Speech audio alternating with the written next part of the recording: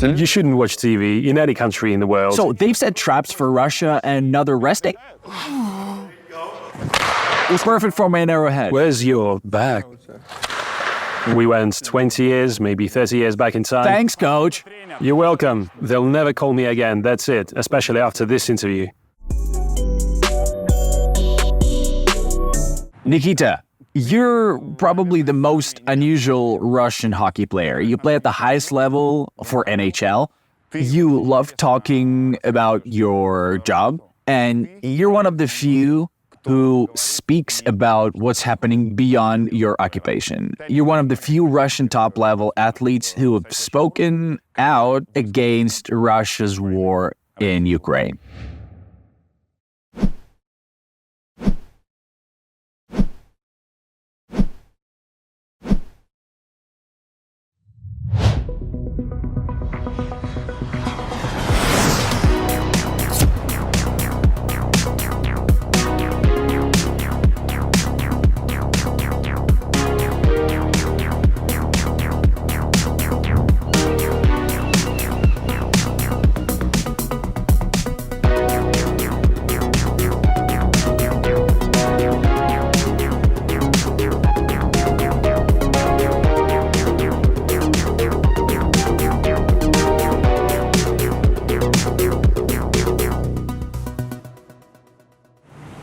We're in Miami. Why are we here, considering that you're a Calgary Flames player, which is far from here? Well, about 7 years ago, we were choosing where we wanted to spend the off-season. We really love Moscow, loved it. For now, it's impossible to train there. And like training and living in Moscow in the summer was hard because there are a lot of traffic jams. And I have many friends over there, so there were many temptations. It was difficult to prepare for the season there. I was trying to find a place where I can train while my family and children relax. Plus, the conditions are good. There is a gym, proper ice rink. That was very important. Like, we settled here, we really liked it here, and now it's our 7th off-season here. You have an apartment here? We rent one, yes. Oh, for the whole year or just for the summer?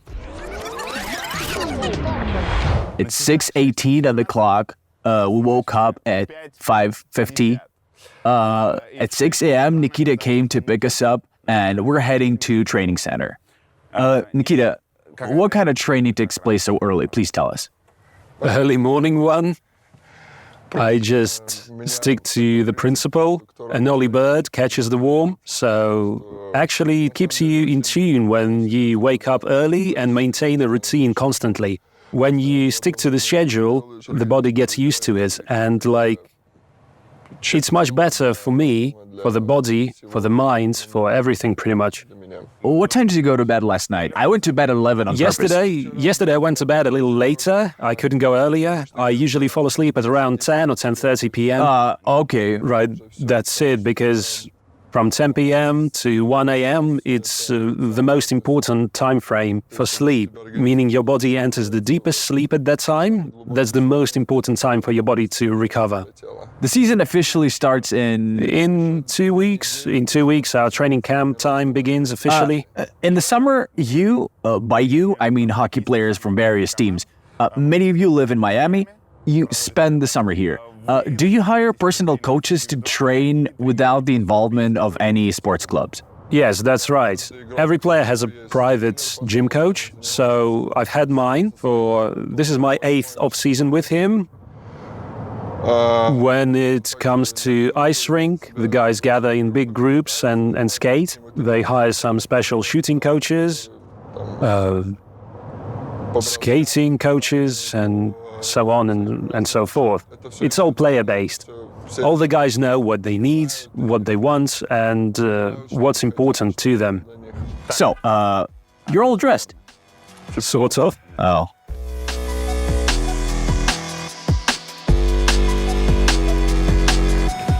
Oh, man.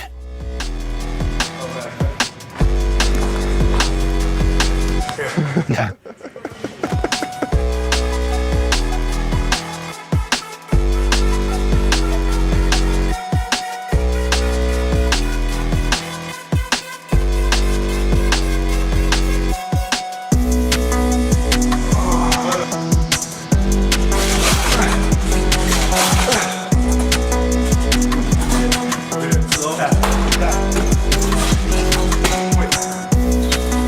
Your legs will hurt quite a bit tomorrow, you know? Perfect for my narrow head. Your dumbbells are twice as heavy. Yeah. My respect to you, sir. It's already dawn outside. Yeah, sort of. No, I mean, it's so cool to start the day like that. No joke. I mean, I get it. So you said you need your body to wake up. You have enough time here to wake it up? I haven't had breakfast. That's very important.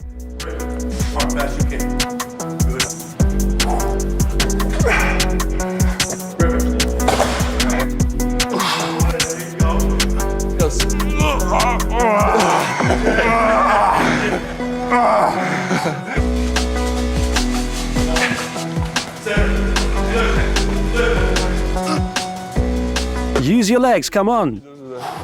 Keep your arms steady. Yeah. Come on. Very good. I'm not hungry anymore. You're doing well. This will get you prepared for the entire season. So we have 82 games, plus preseason games, plus playoffs. Games take place every other day, so to be able to last through the whole season, through the playoffs, it's very important to do this in the summer. Finally, we've explained why we're here at 6 a.m. during your vacation. Well, it's not vacation. The vacation's over. We had vacation in June and in May. Oh, and you had your cocktails and cola during that time? Wine, yeah. Eating junk food and whatnot. Does your belly grow? Yeah, quite a bit. I gain quite a bit. Uh-huh. It takes me about 2 months to lose this extra weight. No.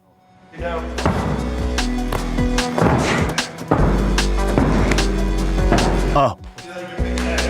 This is what I hate the most.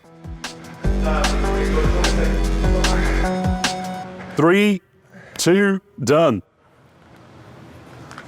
Hey, you stopped too early, Nikita. That's I cheating. started earlier. It's cheating. Huh? Is that it? That's it, yeah. It wasn't so hard. No, we didn't do everything. Oh, because of me, huh? What's next? That's it. Time to get some oatmeal.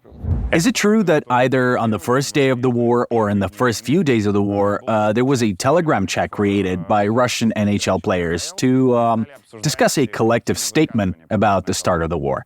Yes, well, I don't remember exactly how much time passed, but at the very beginning, yes, we created this chat. Who created it? Sergei Bobrovsky. So he gathered everyone and said, guys, we need to stick together. It's hard times now. We need to figure out what to do. So we suggested different things. I don't remember who. Maybe it was me. Suggested that I felt that we needed to make some kind of a statement, some kind of declaration on behalf of all Russian players. Because anyway, whether someone had documents or not, someone just had visas or even lived on the sufferance, yet we all still monitored the situation. So I was with my agent, with the NHLPA. Those are people who help with these paperwork matters. So we didn't know, maybe they could cancel our visas altogether or cancel our Canadian visas because Canada was even more mad about this war than America. No one realized back then what Russian people were facing, what Russian players were facing. We started discussing what kind of statement should it be, what should be declared. So, there you go. So, did anyone suggest to make an anti-war statement? An anti-war statement or something like sports is outside of politics? Did it work out in the end? Well, we split into 2 groups, yes. What were these groups? Don't give the names. I won't.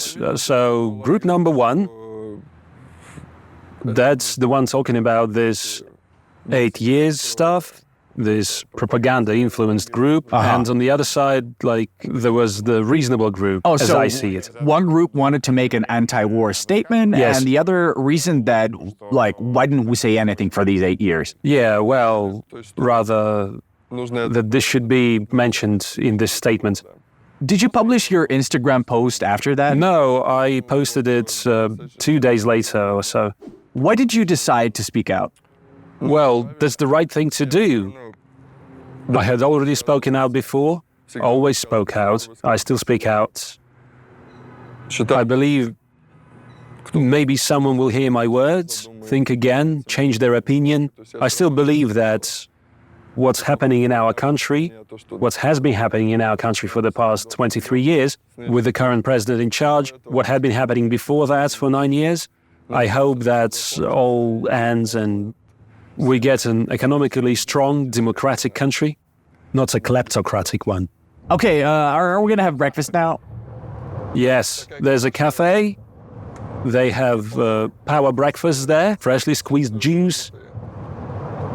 Exactly what you need before an ice training session. Or, yeah, they'll make it now. So, what did we order? There's an oatmeal at the bottom. It seems it's with walnuts, just what you wanted. Okay. There's a peanut butter, some chocolate chips, banana with honey on top. Are you sure it's healthy?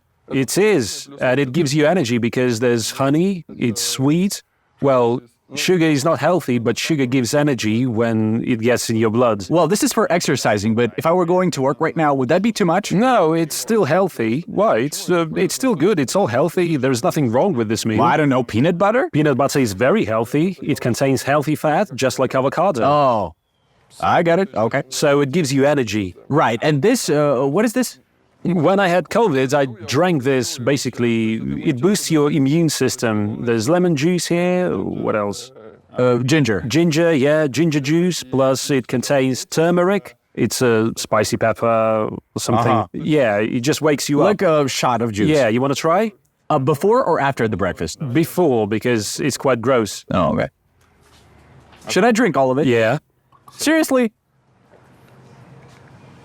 Well, it's not that bad. It's okay. Usually they're more gross. This one is okay. Usually it's really spicy. If it weren't for the ginger, it would be really bad. Ginger, I mean, it Saves the I just drink. love ginger. Oh, yeah? Yeah, with tea, that sort of thing. Let's go. Let's go. Let's eat in the car. Yeah.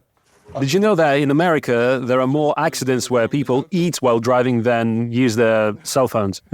There's the statistics for you. Man, peanut butter. Me too. When I arrived here, when I had it for the first time, I also became a fan. So they normally add it to something unsalted, right? They make peanut butter and jelly sandwiches, like raspberry jam or something like that. They put it on the sandwich and then add peanut butter on top. That's how they make a sandwich. Are we entering Moscow Circle? Kind of. Leningradskaya Highway, rather. This one is not jammed, though. And they don't repair the roads in the same spot every month. Well, they would say the climate is different. What are you talking about? They're just laundering the funds. This is a concrete road. The bottom is concrete. They do it properly once, so they don't have to fix it later, and it's not profitable for us. But damn, it's really good, guys. Sorry for my comments. I understand how hard it is for you, but we're almost there. The oatmeal, not just my opinion, we all agreed on that, is very good. Just fits right in and gives you a lot of energy. There's no groin guard for you, so there's nothing to protect your balls. Put this on. Is it your first time? Yeah, I've never played hockey before. Did you never skate when you were a kid? No, I mean, I did, but I never played hockey. No, you're all right. Really? Now put on your skates. Can I wear these socks? I have longer It's ones. all right. Just put them on. Don't be shy. It's all the rosé wine you drank last night. And here, It wait, went straight into your feet. Tie them up from the bottom, not other way around. I shouldn't need longer socks. No, some people skate without socks at all. Pavel Datsuk played without socks, yeah. It's okay. It's all right. So, Yeah, what's next? It won't get any better. How do you master all this?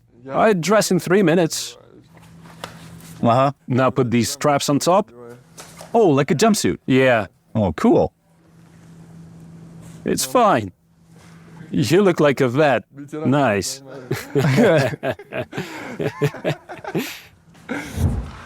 Is it okay if these are a bit loose? Well, that's... Did I lace them properly? You can't do anything about it, really. Oh, damn. My fingers are all messed up. I haven't skated for a long time. Yeah, the last time I was skating, like 5 years ago, seriously. If you fall forward. Forward, right? Can I fall with my hands? Better fall on your hands, yeah. On my hands. Okay. Oh, damn, I gotta learn how to stop. You're one of those defenders who know how to score. Show me something so I can try doing it myself. The net's empty. Make it as simple as possible. I barely maintain balance even when using the stick, so show me something I can repeat after you. Okay, so when when you are standing, you must shoot with your wrist. Like this? Yeah. Good job. Just like that. Nowadays they make sticks that you don't even have to try hard to shoot. It's just flexible by itself. So my stick flexes a lot. It doesn't go straight. It's like this, which makes it hard to catch. I saw a photo where Ovechkin or Malkin flex their sticks. All sticks have different flexibility. It's written on the stick. So mine is 102, 105. It's smudged. You can't see it. Ovechkin sticks are 95. Back in the day, they used to be 85, and he also has a mask. Are they more flexible? Yeah, they are. My stick can't be more flexible because I can't do slap shots when it bends too much. Plus, the game is so fast nowadays that you don't do many slap shots, only if it's on the go. And to stop the puck and think, there's no time for that because you'll get blocked right away, so you need to shoot quickly. Listen, how do you flex it? Well, for me, it's like everyone basically has their own shooting technique. So, like, who's got the best wrist shot? Ovechkin, obviously. All the goalies say that his puck flies like that.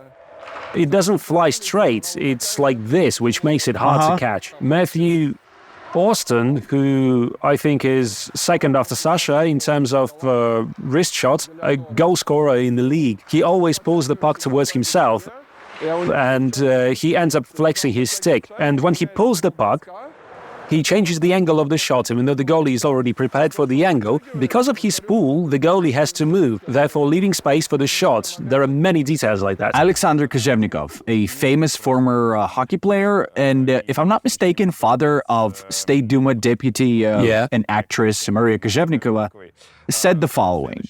Fortunately, there are few people like Zadorov in our hockey. I see them more often in journalism and the so-called show business. These are 90s kids who does not know all the pros and cons of the Soviet era and who were raised on the ruins of the country. He believes everything that CNN and BBC say. He cannot reason. Unfortunately, among the today's generation of Instagram children, there are many like him. What do you think about this comment? Well, he didn't write that. Somebody did it for him on his behalf. Really? Of course. I mean, his countless comments, I see them every day in the newsfeed. But it's not him. Do you think he sits there giving interviews daily? They do it for him. There are people who write them, on behalf of all these hockey vets. Do you know this, or you assume this? Well, essentially, yes. I'm positive about that. I know this. Maybe he gives some interviews. They say that he just hangs out in saunas, having fun. I see. Okay, well, let's analyze this. So he thinks, not him, but someone who wrote this for him, believes that you're just being brainwashed by CNN and BBC propaganda and just don't understand. I hate CNN. Why? Because they have the same propaganda as we do on Channel 1. You shouldn't watch TV at all, not in any country in the world. It's a way to manipulate people, I believe.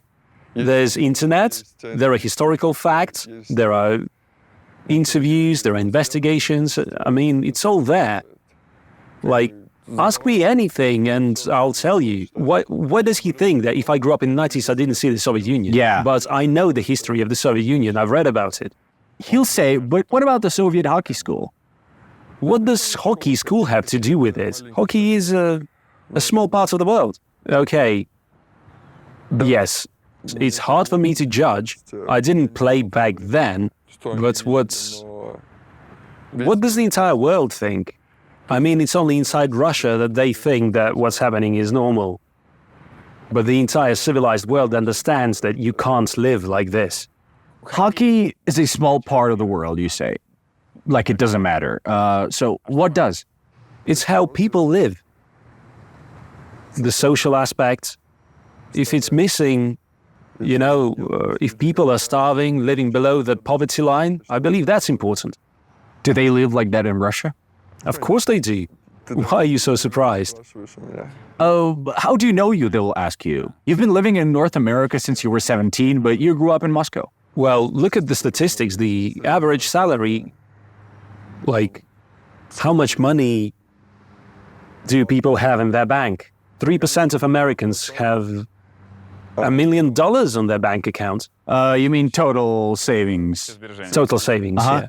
In Russia, it's 0.003%. I mean, it's less than 1%. The average salary in Russia is $560. In the US, it's $4,600. Well, here the prices are higher. Well, like 9 times higher?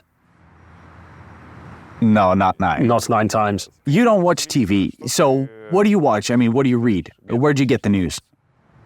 Well, I listen to audiobooks, watch YouTube channels, read news from various Telegram channels. I get information from different sources. I watch American reporters like various journalists, Russian-speaking journalists. It's not that hard nowadays to do research yourself. Have you ever thought that you're just trapped in a bubble? Like at some point you started watching, let's say, the more liberal segment of YouTube. Yeah. And reading more liberal Telegram channels, and that's why you have this opinion. Well, sometimes I turn on Solovyov to bring myself back. No, but actually I understand why 90% of the country thinks that Solovyov speaks the truth. Because after listening for 20 minutes, you just want to go fight for your homeland. But then, when you come to your senses, and you travel the world and see how people live in other countries, not in rich countries like Russia, and that nothing has changed. Look at the statistics. When we were electing the president in year 2000, he made a statement that he believed that if the GDP was raised by 8% every year, by 5% every year, then we should catch up with Portugal, which was the poorest country in Europe. The poorest country in European Union. Is that right? European Union. In the European Union. Look at Portugal now. They are 12 lines above Russia in terms of GDP per capita, right? I checked recently. So in 23 years, we haven't caught up with them in anything, but we've built castles and mansions, exporting lots of money through offshore tax havens. Do you believe that the palaces, especially the one in Gelendzhik, actually belongs to Putin? Yes, I do. A friend of mine is a designer who's been there in 2012. Inside of it? Inside the palace, yes. They've been looking for it for quite some time. A drone is flying above us. That's ironic. Yeah. Is it? They're watching us, yeah. Is it allowed to use drones here? Well, they were filming Skripal too, right? Did this designer work there? Yes. It's not just a rumor, is it? No. Let me hit you, huh? By the way, Force, check it out. Look, here goes. So we're fighting for the puck here, right? And I'm trying to cover it. When you Force, what do you do? Well, when you are covering it like this, then nothing. I can't hit you here because you'll just hit your head. So what can you do? How can you hit me? Usually, if someone's covering the puck like this, I come up from behind and I essentially kick him in the butt, but with my legs. I push him against the boards and try to get the puck out. Listen, what about the classic move like they used to do before, when you go like this? And then, yes, but it's not common when a player is just standing here still, and you can't just come up to him and hip check him like that. Oh. It's always dynamic. You have to catch up with the timing. So how do I do it? Because, well, in a second or two, I try to anticipate the player's movement and where he will turn, or I just give him space. And he thinks he'll break through there, but I'm already there waiting for him to hit. Listen, is this true that NHL now, compared to the 90s and even 2000s, is much softer? I mean, at least in terms of force. Hits are about the same, it's just that there are fewer dirty hits. Earlier, you could hit someone's head and that used to be okay. And now it's disqualification, yes. And now there isn't a single classic tough guy in the league. There are no tough guys anymore because everybody plays hockey. They didn't need to play hockey before. Let's explain for those who don't understand. A tough guy or an enforcer is a player who used to be in many teams, not in every team, but in many. So he was also called a policeman. To keep the top players safe. Yeah, and he would fight and protect his star players, basically. That's what he did. Because in another team, there was a player who hypothetically hunted Beret. No, there was no such thing as someone everyone hunted Bure. Everyone hunted Bure. I mean, the whole team usually plays tough against the Stars, and it's still there now. But because they removed dirty play from the rules, you won't cause any injuries to anyone. I mean, hits are still hits. Rarely do any injuries occur after hits now, because everything is clean. Guys are smarter these days. Nobody wants to break each other. We're one big family. And as it were, there are no dirty players left in the league either, because they're just squeezed out. I remember Ty Domi, because I played with his son in London, and Ty... So here's the thing. At the age of 17, I came to Canada to juniors for the first time. I had a fight. It was the first time I ever fought on ice, and it kind of worked out for me, but nothing particularly special. Ty brought his old skates the next morning. He picked me before the training. We went to the rink, and he showed me how to fight. It was awesome. A legend. Legendary enforcer. He showed me how to grab, how to dodge, and so on. Wow. Because I'm friends with his son. Max and I are still in touch. We are good friends. He's all right, yeah. A good hockey player. It's crazy. Ty Domi taught you how to fight. Yes, but Max is different. I mean, Max has a skill. He's talented, yes. He knows how to score. You became interested in politics quite some time ago. Your first public statement, if I'm not mistaken, was in 2019. You supported Panarin, who in turn spoke about the rally for a free internet. In Russia, they were testing the introduction of the sovereign internet. There was a rally, Panarin supported it, and you said, I disagree with some things happening in Russia right now. I'm a patriot of my country. I believe that true patriots should express their opinion, especially the celebrities. The state wants to strengthen control, it looks like they do in North Korea. I agree with Panarin. It seems like we're heading back to the past. Social media matters nowadays. They should be left be. Nowadays, social media plays an important role in our lives. People make money there, it's great, there's no need to interfere with that. We shouldn't throw the country back 20 years because of such things. What made you say this? You were 24 at the time. Well, at that point, I became more interested in what was going on in our country. I became more involved. Was it a smooth process or there was a trigger? I think it became a thing back then. YouTube started. People like you began using YouTube to provide us with information we hadn't received before. I'm talking about my generation. You received a reply from Russian embassy in the US, right? Yes. Did you like their explanation? I was surprised because they helped me get a passport for my first daughter. I flew to Washington, D.C. The whole process went quickly. I got a Russian passport for my daughter in just one day. No, I mean, they weren't rude to you. The response was like... They politely told me to keep playing hockey and stay out of politics. How did your family and friends react to that? Like your parents, your dear ones, did they say like, dang, Nikita, focus on the hockey, why do you... Well, my parents always tell me that. Our views on politics are, well, completely different.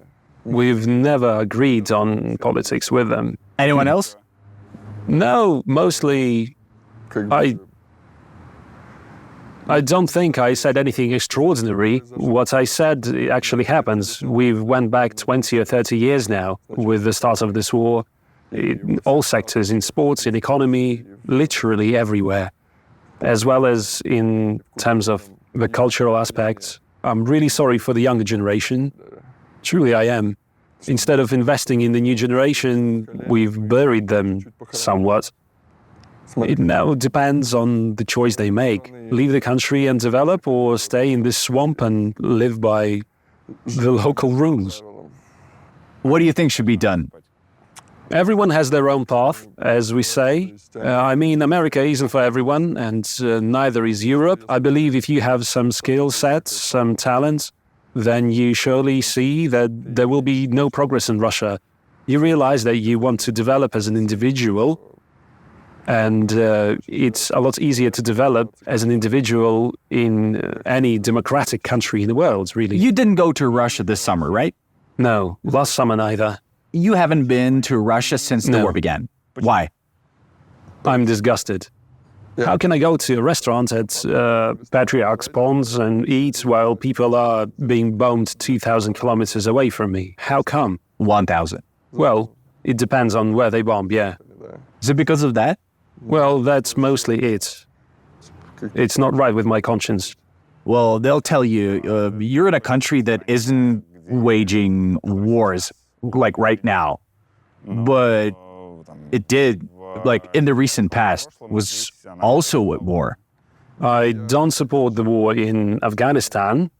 I can say that, yes. So a lot of people here know about it, that it was a big corrupt war. But imagine if, God forbid, that the states deploy troops somewhere again. What if another Iraq or Afghanistan happens? What would you... I'll speak out. But at the same time, you'll feel okay to go to restaurants. Well, I mean, I live here. I work here. I mean, no, well, okay. I think this isn't the only reason why I didn't go to Russia. I mean, I don't know. What if I go there and they'll start to mobilize troops and I won't be able to leave the country and miss the season? So why take these risks, you know? I mean, I look at it from the business standpoint because I play hockey here and I'm a hockey player, not a politician. Can you show me where the puck hit you back then? Did you break your jaw or just... Right here, yeah. This is how you got the scar? Yes. Where exactly? Right here? Well, sort of, How did that yes. feel? I had a fracture, my jaw broke in half down here, and my lower teeth ended up in 2 rows, like they shifted, you know? 2 rows? Yeah, the lower ones. They straightened them out and put 2 plates in there at the back. And how did you recover? I mean, how long did it take? Well, they used anesthesia. I was sleeping. They operated on me. They inserted 2 plates, 9 screws, and they sewed it inside my mouth. I mean, they inserted the plates through my mouth, and the stitch came apart after about 3 weeks, and I could feel the plates with my tongue. It was sticking out in my mouth. Just a piece of plastic, metal? yeah. Oh, plastic, okay. And when I went to the doctor, I said, is it okay? They said, let's take it out. You don't need it anymore. It looks better. Most of it has already healed. And I said, I don't want to go under anesthesia again because I don't take it well. I feel bad for 2 days afterwards. I asked them to use local anesthesia and they gave me 2 or 3 shots. She cut me open. Local, yeah. She took a real screwdriver, a proper tool. She pulled it out while you were conscious? Well, she unscrewed the screws with a screwdriver and then pushed hard. I tensed my neck all the way, and she pulled out 4 screws and the plate. In the summer of 2022, there was a huge scandal in Russian hockey. A completely wild story. It was about the CSKA goalkeeper from the Russian national team, who had a very successful championship season, if I'm not mistaken. CSKA did win the cup in 2022.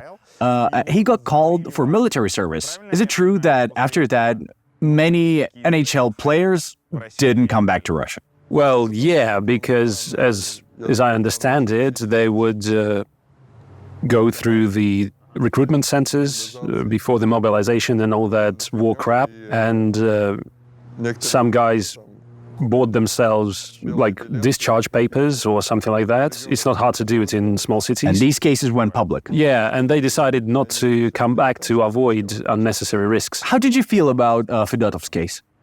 Well, here's an obvious answer to you. What our country is capable of. I heard rumors that when the bosses of CSKA offered him a contract, he said, no thanks, I'm going to the NHL. They said, no, you're not going anywhere. He said, yes, I am. One guy got offended and had to send him to the army. One guy? Yep. Yesmantovich? Well, him or Sechin, I mean, they're together, right? Sechin is a hockey fan. Yeah, he comes to the games regularly. He's not just the head of a company that provides sponsorship, but he's a fan, literally. I have friends who play for CSKA, yeah. Oh, and he loves hockey just like, say, Miller loves football. Yep. Oh. There was also a rumor that Fedotov was punished for his audacity, as if he was a difficult... There was a rumor that he said, screw you and your war, I'm going to the NHL. I don't know if that's true or not, but there was such a rumor. As I remember, he served in the Navy, in the North, and he came back a year later. Yes. We'll talk about his return in a moment. There's a different matter. What shocked people was how the hockey community reacted to this, especially the hockey players. Almost no one stood up for him. There were some cautious statements, but the most famous and the coolest hockey players stayed silent.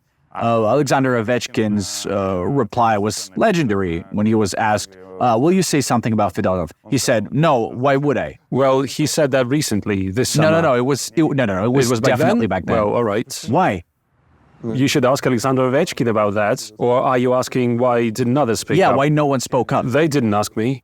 I know we spoke about it behind the camera. They because didn't ask you have about the war Instagram. either. They didn't ask you about the war, Yeah. but you spoke out on Instagram. But what did I do? It was an anti-war picture. What I'm telling you now, I could have said 2 years ago, it's just that nobody is asking. That's how Russian reporters work. There's censorship everywhere, even in sports. No, well, there are laws of wartime. Hockey reporters, people who live in Russia, I In get Russia, that. yeah, and Nobody wants let's to not- get their ass whooped. Well, they may end up in prison for this, so let's not judge them too harshly for it. You didn't speak up because nobody asked. Yeah. I don't like writing long posts on Instagram or debating. I prefer... My position is that if a journalist calls me, I never refused an interview to a decent journalist in my life. There have been many incident ones, and I do research if someone asks me. I immediately check the journalist, which companies they work for, so on and so forth, because I'd never talk to a Sports Express reporter, right? You see? Well, that's quite an approach. Yeah, that's my approach. That it is, yeah. A master of research. When we were playing, we were on the ice rink, and I mentioned that you were talking about injuries. Yes. And that's something you have to live with, the fact that you're involved in a very dangerous sport where you could lose a finger and yet be able to play the next day or break your jaw. And you're quickly back in action. So this is a great illustration of the Soviet song, No Cowards Play Hockey. Well, yeah. But when I watched, when I observed how the world reacts to a complete, well, let's say, suppose people are afraid to speak out about the war. But let's set that aside. Yeah. Let's set that aside. Although, of course, that's also very sad. Suppose they're afraid of violating the laws of the Russian Federation, even though they live abroad. But here... Well, You won't go to prison for that. And at that moment, I thought to myself, no cowards play hockey, right? But how could you not support one of your own? Well, for us, you see, basically in hockey, and I think in Russian hockey, especially if you take all the hockey players, it doesn't get a lot of attention in the media. Say, NHL doesn't get too much attention in the US either.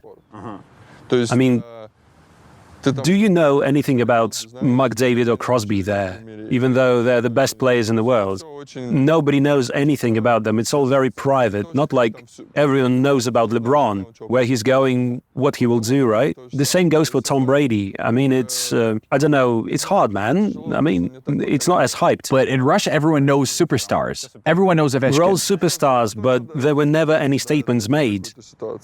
Because this nobody is an has exceptional ever, case. No one it's has an ever... exceptional case. Yeah, but... You see, there are examples, even in the totalitarian state of Russia, there are examples of such industry struggles, and some with successful outcomes. In 2019, journalists stood up for Golunov, the one they planted drugs on. The actors stood up for actor Ustinov. Well, you can no longer stand up for anyone. Fedotov came back a year later and signed a contract for those who don't understand the context. He had an offer from the Philadelphia Flyers. Well, not an offer, he had a contract. So everyone been waiting for him to come and start playing for with Philadelphia, yes. Yeah, he could leave at any moment, as soon They're as... not just waiting for him, he was obliged to come because he has signed a contract. To move from one league to another, you need a transfer card. It's a piece of paper that IIHF provides. So when I left CSKA for London Knights, we brought the card and IHF took it to Canada. So it's like a transfer card. Philadelphia has his transfer card. NHL had it. He just had to come.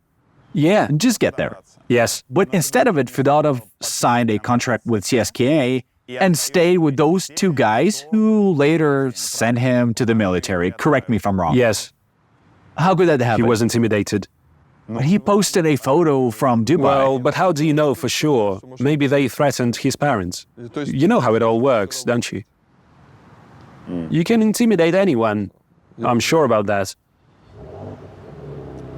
How did you react when you saw CSKA coming out for a warm-up with the letter Z on their uniforms? I tried to find a photo. I couldn't find it. Oh. They didn't post the full image on sports.ru. No, there was a big article about it. Here's the Central Sports Club of the Red Army for you. How does it feel as their academy graduate? It's awful. Terrible. Well, I mean, don't we know who runs CSKA? It's Rosneft. They have the answer. The propaganda is everywhere. How do you think? Did anyone have a choice not to wear it? I mean, among the No, players. of course not. They were told to do it. If someone would try to resist, they'd get rid of him. A sick leave? Yeah, and be sent to, No, I to mean, could Donbass anyone take a or sick leave? something. Well, okay. Well, for one game if only. you don't wear it once, then you don't wear it twice. Oh. Like 2 years ago, when the war started, they played friendlies, and they had this huge banner with "We support our president" in huge letters behind the bench. I mean, it's laughable. It's funny. When Fedotov was mobilized, Kirill Kaprizov either left Russia in a hurry or never came back at all. His NHL manager was really concerned. He was worried about him getting to the States before something similar could have happened to him, basically. He left Russia, but he didn't have the US visa, and he got it in Dubai. Yeah, Oh. so this club was a little worried. Did he leave for the same reason? As far as I understood, yes. Well, Kaprizov is a superstar. Well, now I think he's my favorite hockey player among Russian players as of now. If I have to choose one, of course, Kucherov is Kucherov, but I'm a bit tired of Kucherov. I want to root for young ones. Kucherov has won a lot, but Kaprizov is the best now. I mean, that is if you look at who others play with and who Kaprizov plays with, and take into account his point score, if he had good partners, he would have been even cooler. So the system was willing to grind even the brightest superstars. As far as I get it, yes. He didn't go to Russia this summer, is that right? No, he's skating with me here. My goal, get to the net and score. And shoot, let's go. And that's it. Let's go, yeah. And then we're done. Come on, we'll wrap it up.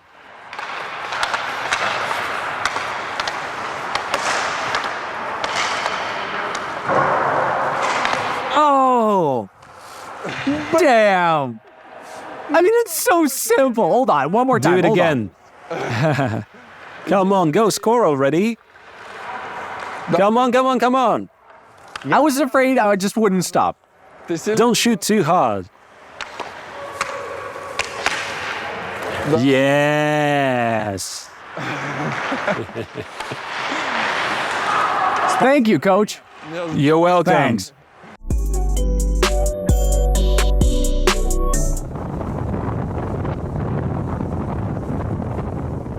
They have a tradition in Miami to name their houses. Yes. What's your house called? Porsche. Porsche. What's the name of the building where Messi's apartment is? Messi, everyone says he lives in Porsche, but I know better because I have friends in real estate. So in Regalia, he bought 2 floors and he lives there. Is it true that there's a car elevator in Porsche? In Porsche, there's a parking on the floor. There's another building here, the black one called Muse. There's also a car elevator, so you have a garage on your own floor. The apartment belongs to you, so you have your cars parked there. You live on the 23rd floor. Well, you can live on the 50th. Okay, Yes. okay. And the car goes up just like that? Yeah, drive into the elevator and then you end up on the ground. It's cool, but not practical. It's not very family-oriented building. It's more like for How singles. long does it take to... It's fast. I mean, really, it takes 5-7 minutes to go down. How much does it cost to rent an apartment here? How much do you pay? Well, we rent an expensive apartment on the beach. 10,000? More. Oh. I mean, 1-bedroom apartment in a good building with a pool, a gym, and a parking lot costs around 2,500 in this area. Not far from the beach, like a 5-minute drive from the beach. When we were training out there, you mentioned we remembered some baseball player who also comes to train, and the first thing you mentioned was his wage. Is it true that in American sports, talking about an athlete's wage, it's not like you're trying to count his earnings, but it's rather an indicator of his skills? Yeah, absolutely. I mean, normally it's correlated. Yeah. Well, because it's public information, you can just Google it and you know how much everyone makes. Your annual salary is $3,750,000. Yeah. How much do you spend on taxes? Well, my net wage is about $2,600,000 Canadian dollars. US dollars. We get paid in Oh. US dollars, yes. So it's beneficial to play in Canada because in Canada, Canadian dollar is 20% cheaper than the US dollar. So it's 20% cheaper to live in Canada because, like, when you go to the grocery store, they have the same prices as in the US, but the exchange rate is lower. So it's pretty cool. In KHL, the Russian Championship, most players have a wage and bonuses. Yeah. Like, I don't know, winning rewards. Yes. In NHL, you don't have any bonuses. Bonuses are only for the rookies or those aged over 35. Even if Calgary wins the Stanley Cup, do you still get the same wage? For winning the cup, the whole team gets a bonus, yeah. There's no, like, personal performance bonus. There's no such thing. It's, well, it's not possible. It's forbidden by the league constitution. Before Putin's last elections in 2018, Alexander Ovechkin funded something called Putin Team. Were you invited to join it? No, thank God, no. Do you think, given that it was in 2017, you could have joined it? No, it became clear to me, well, in 2015 or even 16, it was back then when I started to realize it's so lame and pointless. The wording you'd use back then. Yeah, exactly. That's what I said. Exactly what I thought back then. Do you communicate with Ovechkin? Well, as colleagues, yes. How do you feel about him supporting Putin? He still has Putin photos on his profile picture on Instagram. That's his opinion. It's his opinion and it doesn't concern me. It's his choice. I respect him as one of, if not the greatest Russian hockey player. We are colleagues, we share the ice, but we diverge in our political and lifestyle positions. That's all I can say, really. What took you the most time to get used to in the US? Tomatoes are tasteless. Remember we spoke about it? That's the only You thing, miss really. Russian tomatoes? Yeah, I miss tasty tomatoes. Actually, for me, I don't know if I was born to live here or if I always dreamed of it and strived for it as a child. But this transition had been very easy for me. And since my first day, I've been enjoying my life in the US. Let me try to summarize for those who, many people who watch this interview have no idea how hockey works. So I'll try to give an overview. When I was a sports reporter, I wasn't a big fan of hockey. So correct me if I'm wrong, okay? You moved to North America at the age of 17. You played junior hockey in Canada for Yes. the club called London. Yes. And you didn't play in minor leagues in Russia. You played in North America, basically. You could always go back to Russia, yet you decided to build your career in North America. Well, yeah. Was there a possibility to earn more money in Russia? Basically, at the age of 17, when I played for London club, CSKA offered me a 9 million rubles contract to head it right in front of me on the table. Per year. Yeah. So it was a lot of money. At 17, you could have had That was the maximum amount for the like first 700,000 contract. or 800,000 rubles. It's a month. 900,000 actually, because they pay 10 months a year in Russia. What was the wage in London club? $250 a week. But I lived with a Canadian family. They paid for food and whatnot. The guys showed me around. So essentially it was like pocket money. Yeah, well, for snacks and stuff. Did you have to struggle with this decision, with this choice when... No. I mean, I had a dream to play in NHL. I knew I would be a first-round pick the next year, and then there would be a chance to join the NHL team. And I was fortunate enough to end up with the Buffalo Sabres. They were not a very strong team, so had a chance to play. Yeah. In the first year, when I turned 18, I was drafted in 2016. So normally after the draft, they send you back to junior hockey for a couple of years. Draft is a system where American hockey clubs pick the best players from all over the world. Teams, rather, and you belong to that team until you are 27. But it doesn't mean you would play for that team after that. No, so they choose for the first 2 years. Option number 1 is to send you back to the juniors. Option number 2, they send you to the second team. There's like the third that. option, return to your homeland. Yeah, that's what the guys do now. They always did. Well, they leave, but they still want to go back to the Yeah, NHL. of course. For those who don't understand, why you wanted to play in NHL so much? Well, it's the best league in the world. I think that's it's a very simple question for me to answer. Any hockey player, who plays, dreams of winning the Stanley Cup. Anyone who says the Olympics are better are dishonest. But during the Olympics, everybody gather and... No, the Stanley Cup is much cooler and much harder to win. Well, harder? Yeah, indeed. Did you know that when you were 18 years old? Yeah, but I like the culture, I like the hockey, I liked everything. Everything was good. I adapt easily to new things. I adapt very easily. I'm not shy, as you noticed. I always find a common language with people. Even when I came to Canada, I didn't speak much English. I mean, yeah, I had the basic school knowledge, the words, but you can't put them together. But American English is easy. You only need 500 words to be understood. So it took me 3 months, and I was doing live interviews while in London night. What if you hadn't left, but stayed in Russia and played in KHL? Would you be supporting the war now? You know the proverb, if ifs and buts were candies and nuts? Putin loves it very much. Well, yeah, agreed. We can't use it anymore. It's a bad saying, but, well... really... Well, I mean, you can't predict it. You can't, no. No, it's not about ifs. It's about going back and analyzing. I know that everyone needs to feed their family, and the guys who play in KHL and wear jerseys with the letter Z on them, well, they think about their families for the most part. There are guys who failed here, and they'll never recover. KHL is the second largest league in the world, both in terms of money and hockey, right? So they still want to pursue their passion and earn money for it, to be able, to feed your family and children and so on, right? I'm sure many guys from CSKA don't support all of this, but of course they'll stay silent. But unfortunately, it so happens that people have to give up their morals to be able to, to feed their families. Sometimes there is no other choice, really. Have you ever asked yourself, if you were in a different situation, professionally and financially, would you give up on your morals? Please be honest. Well, I don't know. It's really hard. How can you think about it? I'm in a different position financially as well. I hope I'll make enough money for the rest of my life.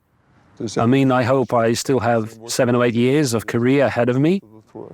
Touch wood. So those are my goals. And I can't put myself in a position to say, if I played in Russia, if I wasn't good enough to make it in the NHL, I would keep playing in Russia. I can answer that question. Maybe if I'd stay in Russia and listen to all this toxic bullshit, I would have had friends among various law enforcement agencies, criminal groups, etc. Then maybe they would have taught me life and I would have ended up somewhere else, right? That was my question, yeah, about analysis. Not justifying it, but rather, environment is a privilege, basically. Absolutely.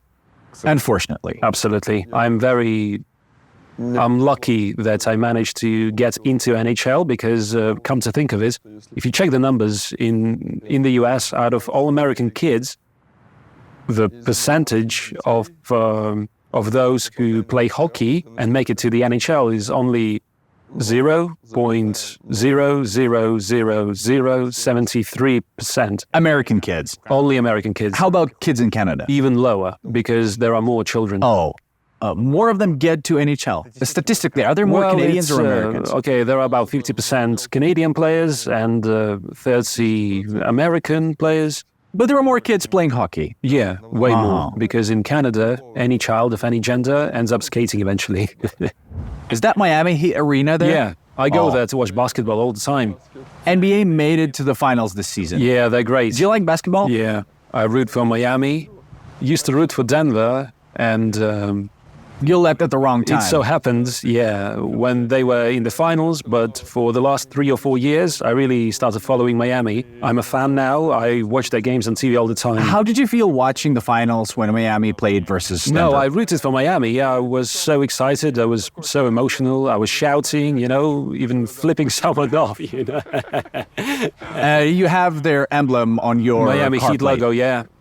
The car is yours, right? Yeah, when Boston Celtics played, I mean, their fans are like, true American hardcore, die-hard fans, just like Spartak fans. There were fights there all the time. I mean, it's alright here Fights to at tell each NBA other to games? piss off. Oh. Yeah, it happens. Not like major fights, but rather clashes or scuffles. Wow. This is a floating bar? A floating bar, yeah. You sit there while they drive you around and you get shit-faced. Cool. Are there any pedals or a motor? No, you can see the motor behind. It's 15 cubic centimeters. That's dope. It's just awesome. It's a Lambo. You can actually rent it, Rented, right? Oh. Yeah. Man. Tell me something. We're sailing and everyone around us just keeps waving at us. There's music. Why is everyone so thrilled? It's a holiday. Everyone's having a day off. Oh, it's Labor Day today. Well, also because everything's fine in the country. People are happy here. They are enjoying their lives. So they've had enough scheming against Russia and now they're chilling. They don't give a damn about Russia at all. People just don't care. Are there any people who are concerned about Russia? 90% don't even know where it is. They say the opposite on TV in Russia. Really? Well, they say a lot of things on the TV.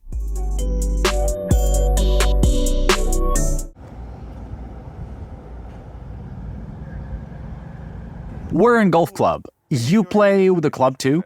Well, sometimes, yeah. Why did you love it? All the guys play golf, and it's fun, It's just such a cool way to spend your free time, both sports and leisure.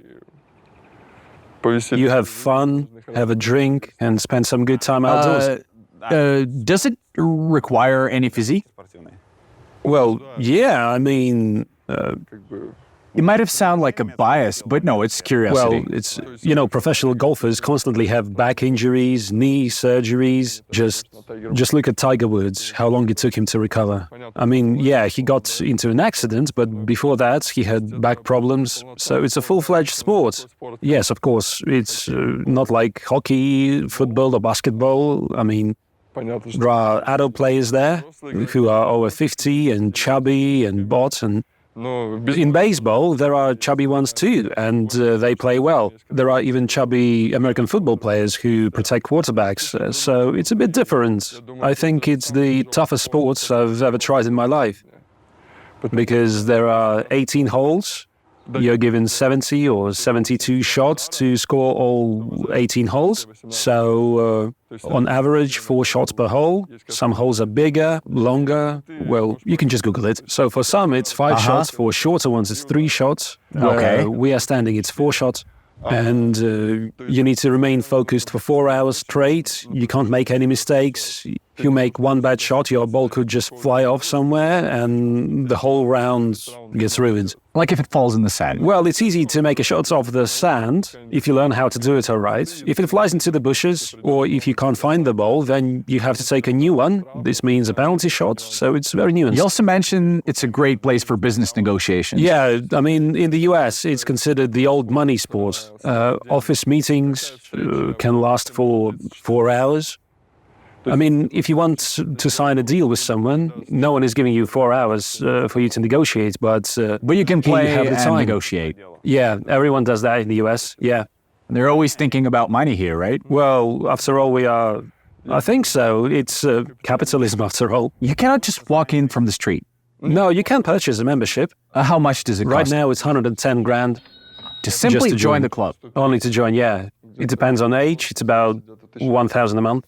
So 110,000 is the entrance fee. When I joined, it was much cheaper, and they gave me a good discount.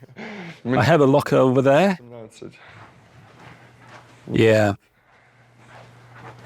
Number 18. Cool thing is, when they gave it to me, there weren't many available, and it was Will Smith's locker. But when he got cancelled, the manager came up to me and said, well, he never leaves the house anyway, so she replaced his name with mine. Did he get cancelled for slapping Chris Rock? They don't invite him anymore. Well, she was just kidding. Yeah. Wait, was he really cancelled because of this? Well, I don't know. I never wondered, so instead of Will Smith, it's Nikita now. Do you have a key for it? Yeah. It's like under the rug. Wait, but if it's here, I mean, this isn't staged. It's not like we moved here. Well, I don't have anything valuable over there. I have 4 pairs of shoes, a pair of gloves. That I do approve. Adidas? Of course, good ones. Stan Smiths. These are golf shoes. Yeah, specially they're made for it. that? You know, yeah. Why 4 pairs?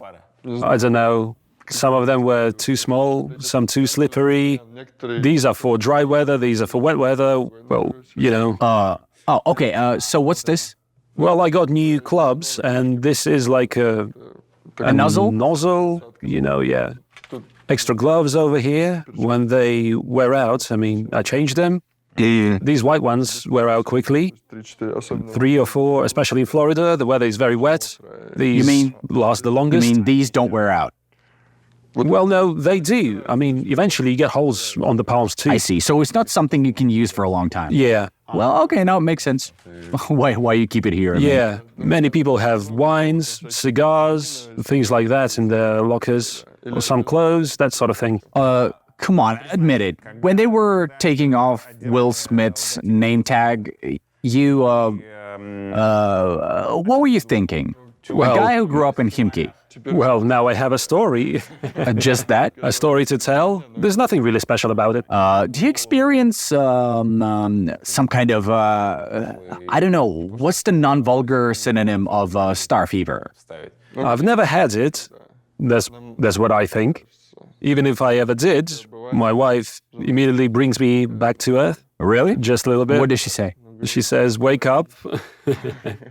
Like, why? I'm not an NHL star. I'm not a star of some Russian hockey, just a regular homeboy defenseman. Sometimes, you know, sometimes I score goals. Apart from that, there is nothing special about me. Would Yury consider this interesting? They call him Mr. Hockey. Is that Gordy Ho? Yeah.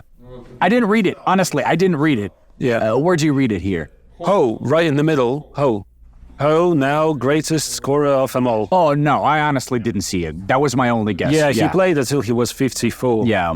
I recently checked out Sergei Fedotov's feed on Sports.ru to see what he thinks and what he says about what's happening in the world. And frankly, I was just blown away. I was shocked because I hear all this from a person who firstly was an outstanding hockey player. Correct me if you disagree. I agree. And secondly, a hockey player who escaped, like literally escaped. There will be a caption explaining. So he escaped from the Soviet Union to NHL. And now all his rhetoric is completely neo-Soviet. How do you feel about what he's saying? Well, I don't support it, of course. I was shocked as well. He's still my childhood idol. I mean, in childhood, Russian 5 were heroes to all modern Russian players born in the 90s. I think it was something unreachable. I always cheered for Detroit in my childhood. I've got just one explanation, really. When a person is a part of the system for so long, you can't escape it. I mean, opinions change and whatnot, so we'd better ask him, like, why he does it. Many of our old vet players, they keep saying some kind of nonsense. They say and they write some gibberish, so you can point fingers at any of them. Is it true that Sergei Fedorov has lost the money he earned throughout his career due to some kind of fraudulent investment? From what I heard, the agent invested money in a company that went bankrupt. He lost almost all his savings. Yeah, he lost a lot, around 50 million from what I've heard. Yeah. Do you invest in anything? And how likely is it that you'll have to change your mind because, you know, if you mismanaged your money? Oh boy, I hope. Well, come on, it's shooting myself in the foot. Of course not. I'm not the kind of person. I'll work for 5,000 a month, and it's going to be fine. That should be enough for living. You said it's not hard to find a $5,000 job in Miami. Well, in Miami, if you are not earning $5,000 a month, then you are probably pretty lazy. Are we talking about any job now? Yeah, manual labor. Well, yeah, you can do whatever you want, actually. All right, well, that sounds nice, but can you imagine yourself making $5,000? Well, no, that's why I have a smart agent, I have smart investors, a financial person who helps. I hope I'll play hockey even better to sign a better contract, and I hope my investment will last me a lifetime. Have you seen Putin playing hockey? Trying to play, yeah. But what do you think about it? About everyone giving way to him? Yeah. Well, yeah. They do scatter. If you don't, well, he gets upset. There was an article about Barack Obama in Vanity Fair, I think. A big feature about, and it was also about his love for basketball. He's a big fan, as I see it. And it said that, well, he needs people to play with, and he invites some, like, not some random people, but a group of friends who play with him. So it said, at least that's what was written, there was a rule that if someone gives in, they're not invited to the next game. Well, yeah. It surprised me when I watched those legendary... Well, Trump is a very good golf player. He's what's called a scratch golfer. That means he plays even I'm 10 shots behind him. On average, he makes 10 shots less than I do. He's 75 years old. He wins constantly. He has his own tournaments for 50-plus groups, and he wins all the time. And everyone who played with him said that he plays fair. He always plays by the rules, you know? You invited us to sail around the outskirts of Miami. Let's clarify, this isn't your boat. No, of course not. You ever thought about getting one? Well, someday I would like to get one, yeah. You can't live in Miami and not have a boat. That's just wrong. Oh. Is it your friend's boat? Well, you could say that, yeah, the best ones. I heard that maintaining a boat can cost like $300,000 or $400,000 a year. Well, I don't need such a big boat, personally. I mean, I need it big enough for a couple of kids, my wife, dogs. I think you can get one with 2 bedrooms, even for $500,000, a used one. Okay, but what about the cost?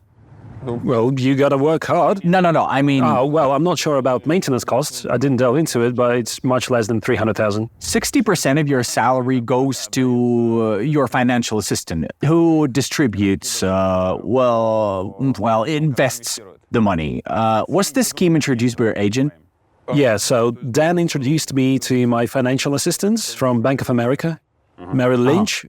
You said that about 80 or 90% of NHL players do this. Yeah, so everyone has their financial assistant who helps them invest. Your goal is to multiply your savings by the time you retire, correct?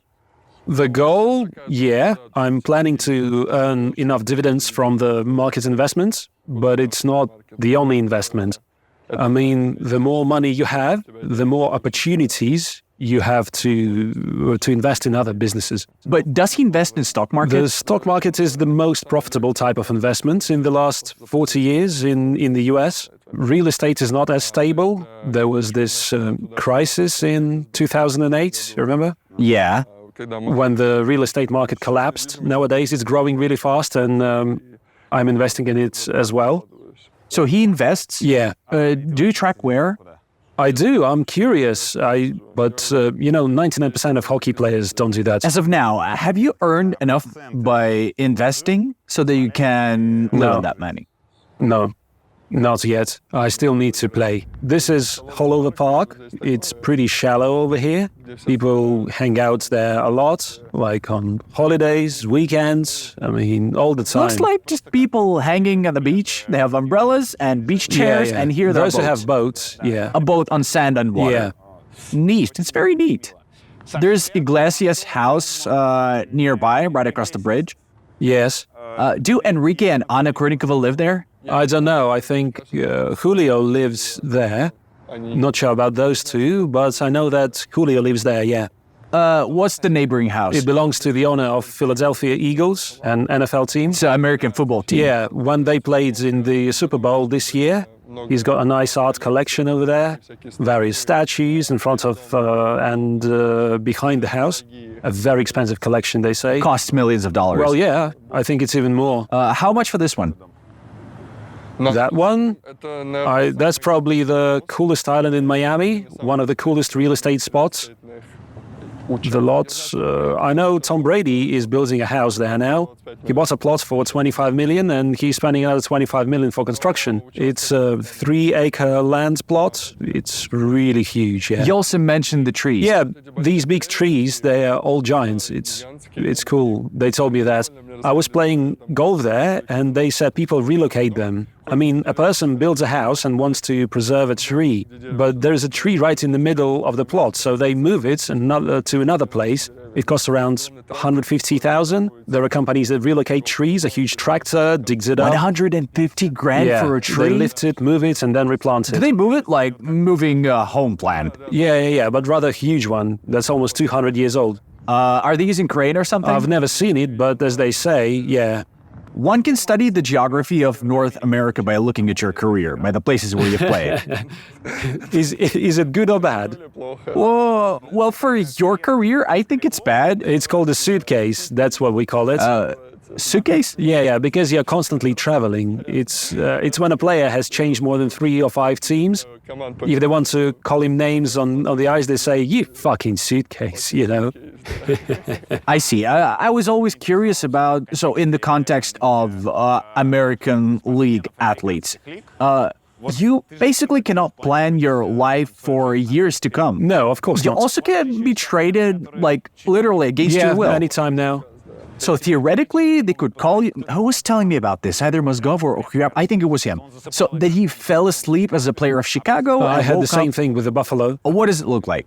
My wife and I got married. We went to the Maldives for our honeymoon. I fell asleep. I woke up at 6 in the morning. I've had missed calls from Joe Sakic and Patrick They are Roy, the managers of Colorado, right? the general manager and coach, yeah. I was traded to Colorado from Buffalo. They don't ask you about it. Well, of course not. Yeah, Buffalo said I was a no-trade player, that they would never trade me. They wanted to keep me, but they received a good offer, so there you go.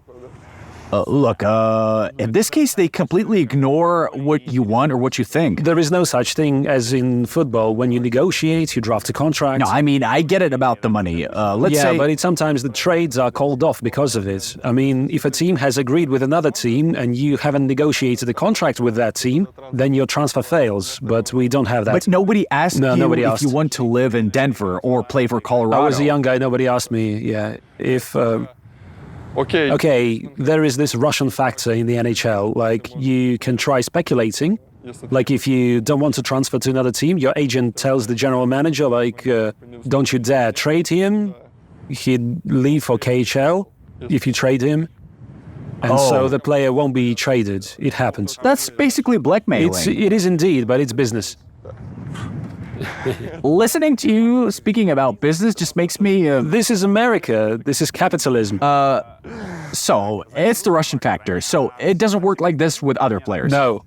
Damn, but how? It turns out you don't. Your life doesn't depend on you, at least for the next few years. Imagine you just don't want to live in Denver. Well, what can you do then? You can try to negotiate. Say, guys, I'm ready to play for the good. No, you can negotiate. So there are GMs who. But if there are no more options and there is one option where you don't want to go, they'll trade you for sure. It's all business. Forget about concessions or negotiations or sweet talking or anything like that. What if you don't want to play in some particular team? What can be done about this? Well, okay, but why wouldn't you want to play there? You're not getting along with the coach. Then they won't send you there. That doesn't happen. Okay, what if you don't want to live in a city like Calgary where it's minus 30 Celsius outside? Well, okay, so what? Nobody will listen to you. You'll have to live there. If you don't, you won't be playing in NHL. Everyone accepts the rules. Well, of course. They'd find 25 other players to replace you. Well, there you have it. Yeah, and let me give you an example. Dmitry Kulikov played for Minnesota last year. He found a school for the kids there. On the first day they went to school, he got traded to the Anaheim the next day. There was another story. The guys bought a house. A week later, they get traded. Right after you buy a house, can you imagine? A deal is a deal. It happens. Wow. Poor kids. Well, our kids travel quite a lot. If you ask our eldest daughter, where are you from? She won't be able to answer. They don't have many best friends yet. Imagine what happens when they get But older. they can't have them if their dad is a hockey player. I saw you in flip-flops and, sorry for this delicate observation, I saw how your heels look. Can you show them, or is it not very nice of me? Yeah, sure. The other's the same, Yeah, right? the same, yeah. This, I mean, are these blisters? They're not blisters per se, they're kind of Horns? corns, yeah, because of skating boots. Everyone has them. Well, the majority of hockey players, but I've had mine since childhood, yeah. Are they always there? How about inflammation? When I stop skating, there'll be no more. But for now, I'm Is- still skating. Is it inconvenient? No. Well, my shoe size is bigger now. Oh, they're the reason. Well, most shoes don't fit well. I have big feet and it's difficult to find the proper size. So, yeah. You also showed me your finger that... Well, yeah, so blood doesn't circulate in it. The skin is dead here. It's from lacing my skates all the time. We know that hundreds of thousands of people have left Russia because of the war. When I heard from several people, and perhaps I kind of share their opinion, well, this approach. Why didn't people go to the US and the UK? Well, London specifically. They said in these places, you always have to think about money. You cannot live there without earning money. And if you don't, in that case, your savings have to be so huge that even some of the most successful people from Russia don't have, basically. Well, yeah. And so they chose some Well, other America option. isn't for everyone. Exactly. Well, what do you Europe think isn't about for it? everyone either. I mean, Don't you feel any pressure? I mean, well, you know, I like America. I think it suits me, and I suit this country, so it drives me. You see all those successful people on a daily basis. I think that motivates you even more, gives you a kick to try harder and achieve something bigger. I like that. There are people who lack talent or they're not gifted enough. For them, a simple life works fine, like in some European countries. I mean, a laid-back socialist life, right? But if you want to achieve something great, then America is a perfect country for that, because sky is the limit. so you enjoy this endless competition vibe. Well, of course, I think that's why I play hockey, because I enjoy it. It's constant competition, always some kind of competition. It drives you. Isn't that worth living for? Aside from the family and the kids, it is the strive to achieve something as an individual. Basically, you must use your talent to the fullest, I think. When was the first time you played for Russian national team? In Bratislava, In 2019. How did it feel? awesome. I mean, it was my dream to play for the national team. I think it's the same probably for any hockey player, to put on the jersey of your country. I don't know, I was proud anyway. Proud of how we played and of my name on the jersey, but not proud of the country, you know? Well, not the country, the state, that is. Yeah, I mean, playing for your flag, for your homeland, it's totally awesome. I've always been curious. I mean, you're the first hockey player I've talked to. Didn't the World Cup feel a little small of a tournament? Because let me explain to those who don't know. The World Cup in hockey is organized in such a way that it takes place during the NHL playoffs time. Yeah. Football World Cup and Europe Cup take place every 4 years. These are tournaments that the best football players in the world dream of and always think about. They're training hard and then everyone come together, the whole world watches it and enjoys it. In hockey, the championship happens every year. It takes place during the playoffs when all the best players are occupied and only the losers can join the World Cup squads. Yeah. So, I've always been curious, what about motivation? When you go and realize that you won't be playing with the best players? You are playing for the country, the motivation is over the roof. So it's kind of, I think if you play at our level, you hate losing. and it drives you. It makes Even you if- want to win. I don't know. When I play domino with my wife, I want to win. It's all around me. So you want... I mean, I don't know how to lose at all, yeah? It makes you mad, makes you angry. So you can't play hockey. I can't imagine how you put on the uniform, hit the ice, and play motionless. So, yeah. Even if you're playing against no-name kids from Finland who are far from being superstars. Well, we lost to them. Yeah, you lost 0-1. Yeah. And they play like Mourinho, parked a bus, as they say. They didn't cross the red line. They scored once during the game. But okay, I get it. But from you haven't won though. You won Bronze medal. You got bronze medal, yeah. But does the medal motivate you, or do you feel like satisfaction or It something? depends, really. For example, you want to win the World Cup because then you might win the Stanley Cup and then the Olympics. I mean, that's cool. 3 golds in a row, right? When I'm reading Hockey Feed on Sports.ru, the first thing that catches my eye is Roman Rotenberg's quotes. Some of them make me laugh and cry at the same time, especially when we're playing a friendly match, like against Belarus or I don't know. And he says that the whole nation watched the game and supported the team. Like, it goes and on and on and on. Propaganda works well, yeah. What does that mean? Is that true? I mean, why so? Nobody's watching these games. Of course not. I don't know. I think journalists know more about the statistics, whether people watch the game or not. I think nobody watched it. I think everyone understands that the current situation, especially in hockey, is dire, both for KHL and the Olympics alike, in the country in general. So I think it can't get any worse, really. You played at 2 World Championships. One of the features of these tournaments is that the team was led by Roman Rotenberg. Yes. Is it true that he wasn't a coach, but... He was the team leader. He even had team leader written on his jacket. He made this badge for himself. Yeah. Did you see such a position in hockey for the first time? Of course. There's nothing like that in America, right? Yeah, he created it. He needs to patent it. What did he do? Well, cringy, kolkhoz, as we say it in Russian. I mean, all this coaching, preparations, organization. Organization, I mean, a lot of money spent on the team. I mean, they invest a lot in the national team. They don't save at all. Was it luxurious? Yeah, in terms of food, accommodation, flights. They did everything for the team and players' families, yeah. Families too? Yeah, they booked 2 rooms for each family. They paid for it. Is that a common thing? Well, wasn't the case for other teams. We were the only team which would get paid for the win. When the guys won in 2000,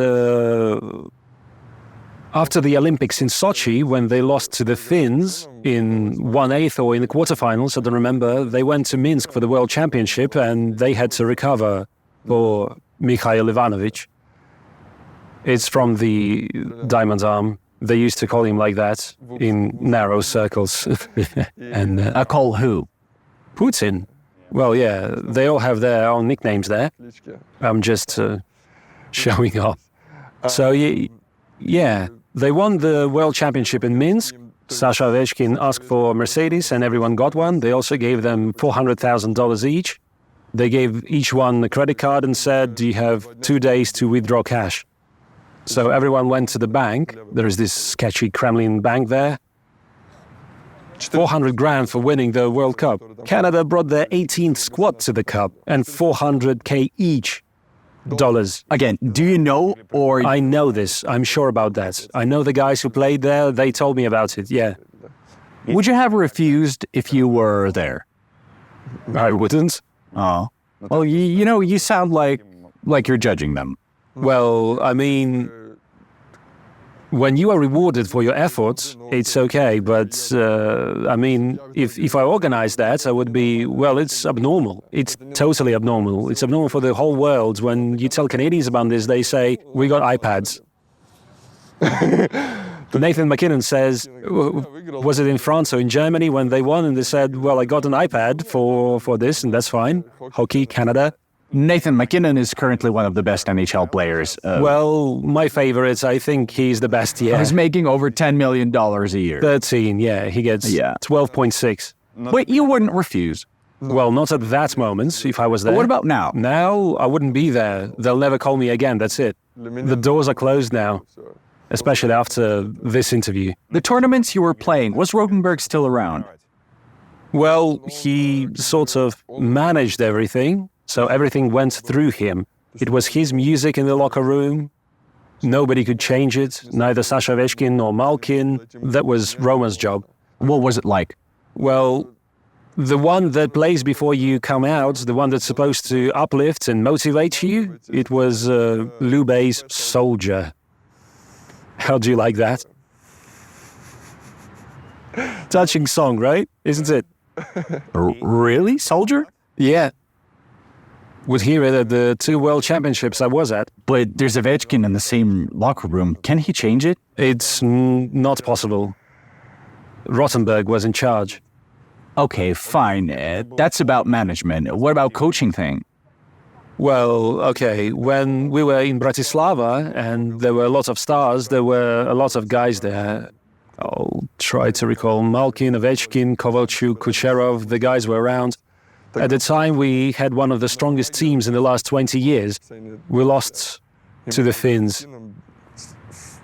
They didn't have a single NHL player. It wasn't organized well because they recruit a lot of star players, but there was no coach who could implement the system. There was total chaos during the meetings, like Vorobyov, the coach, but Kudryashov yells even more, and Rotenberg and had his own thing. It was a total mess compared to NHL. In NHL, we stick to the schedule, we have meetings. The coach comes in the morning, gives you instructions. So he shows you 3 clips of another team's play, their strategy, entry zone, exit zone, middle zone, attacking zone, what their strengths are, what their weaknesses are, so you have some idea about the opponents. You get prepared, they explain it to you like in NHL teams. This is adamant in all clubs. We didn't have that in Russia. It was like, the Finns defend like a hedgehog in the middle zone. Then everyone started laughing. That's it. There are no coaches there. I don't know about KHL. There are probably strong coaches there, but the coaches who were with Roman Rotenberg, the one from CSKA, it was a complete mess. There was no system implemented at all. Hold on, but Bragin, he's the coach who coached the youth for years. The youth hockey is different. Youth hockey can't be compared to adult hockey. It's different. Bragin is... he's supposed to be great at motivating. He's not a strong coach. Bragin would set you up for the game and you'll be willing to kill your opponents. He knows how to encourage. Were you surprised when Roman Rotenberg officially became a coach? No. Well, he wasn't an official coach, just changed the name, just changed the paper, and now he's not a team leader, but a team coach or so. But do you assume that he might be a decent coach? He's definitely a big hockey fan, no doubt about that. The fact that he doesn't sleep every night and watches NHL games, yeah. He's trying to grow and to get better. He likes it, he's passionate about it.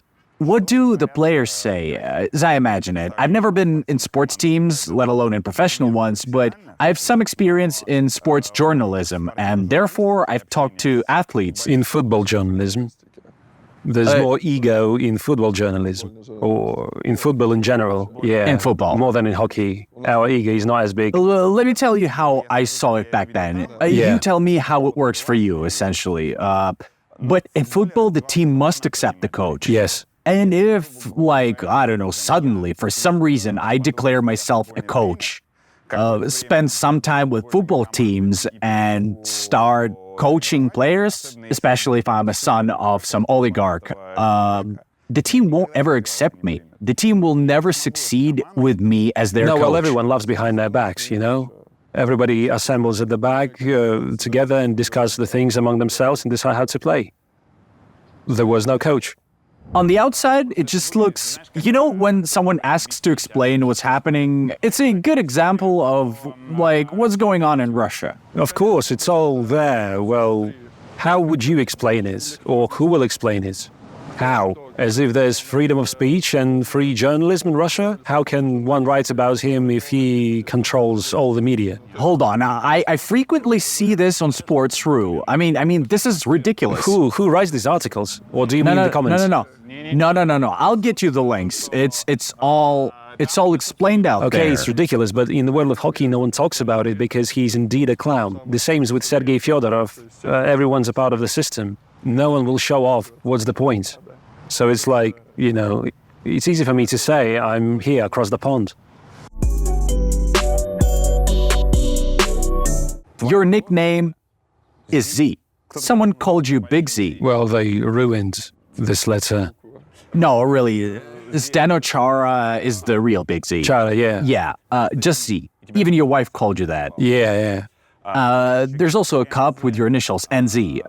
How do you feel about it now? Yeah, we laughed when they ruined the letter. Do they still call you that? I had a Z letter somewhere on me, and a Russian-speaking person came up to me and asked what it means. A Russian-speaking person from Ukraine. Because of Z? Yeah. Like, what was it? And I said, like, it's my brand, it's my last name. Yeah, there was one such case. Here. Yeah.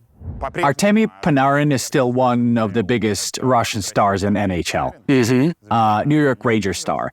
In 2019, he gave a sensational interview to Sports.ru in which, I'd say for the first time as a big athlete, he talked about what he actually disliked about Russia. Yes. And Putin primarily. Yes. A year and a half later, it went viral. A year and a half later, he supported Navalny when Navalny was in prison after coming back to Russia. Yes. And you made a repost. Yes. Sometime after that, as I understand, Artemi Nazarov, one of the most odious coaches in Russia. He doesn't write it himself either, I think. Like with Koshevnikov, there are people who write it for him. It's always the same reporter. Do you know this for sure? Do. That's why it sounds familiar. Well, it's propaganda. Prigozhin's bot. Like, no. He's the same stuff, Okay. Nevertheless, whoever stands behind Artemi Nazarov told a 10-year-old story, a 10-year-old at that time, that Panarin allegedly harassed a girl in a hotel in Riga before the tournament in Latvia. Yeah. You don't believe this, do you? I don't. It's the European Union. I think they would have made a big deal out of it if it all were true.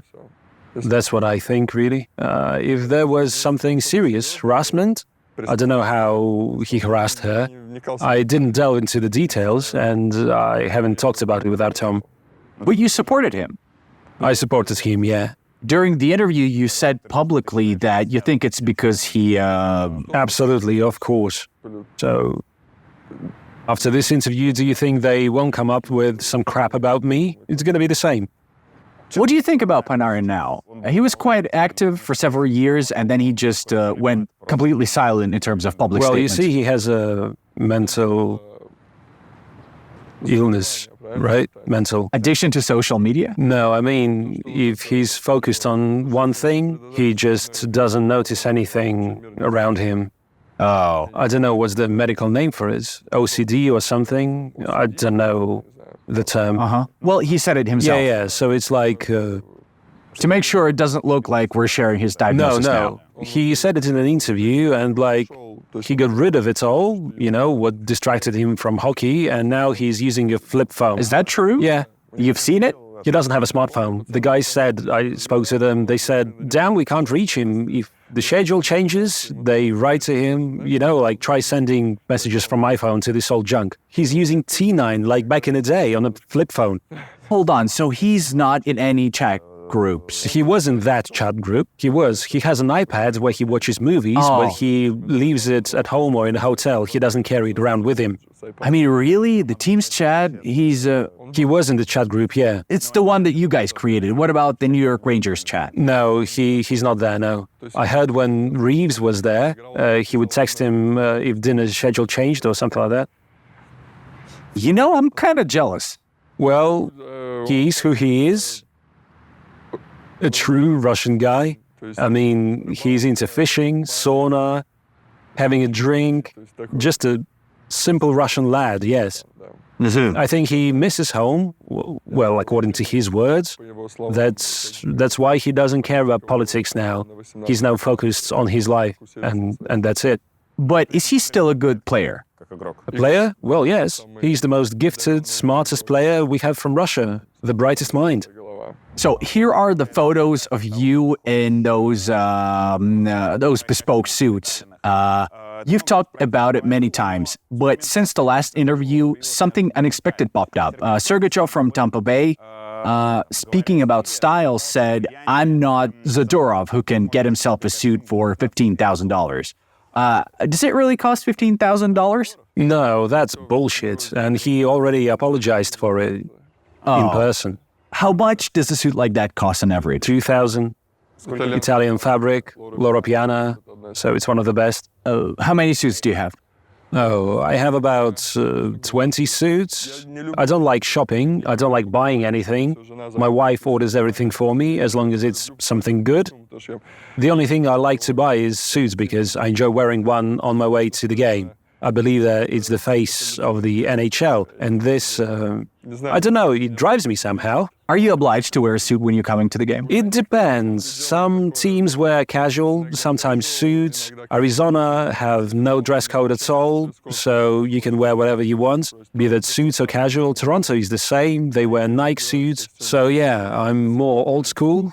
I tell the older guys in my team, our captains like Backlund, no, we will always wear suits. We're not moving away from that. You have a tradition. You post a photo of yourself and your wife every Halloween. Do you quickly get the hang of enjoying this holiday? It's cool, yeah, very cool. And the kids like it.